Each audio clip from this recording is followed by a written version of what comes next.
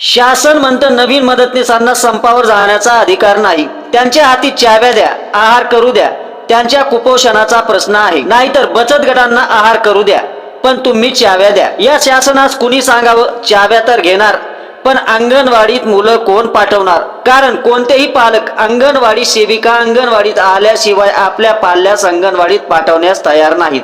एक प्रकारे सर्व पालकांनी ही शासनाच्या थोबाड्यात दिल्यासारखं आहे असं समजा. पाहिजे ना, शाळेतच पाठवणार आम्ही मुलं, आम्ही बाहेर कुठं सगळं पाठवणार नाही.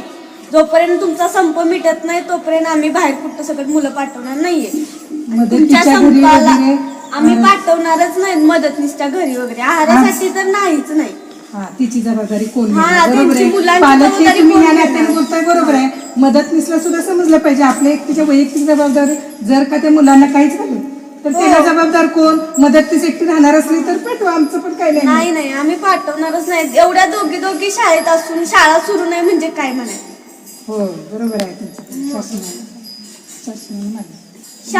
शासन जोपर्यंत तुमच्या मागण्या मान्य करत नाहीत तोपर्यंत आम्ही मुलं पाठवणार नाही. लवकरात लवकर शासनानं हा निर्णय घ्यावा. आमचा तुम्हाला पाठिंबा आहे.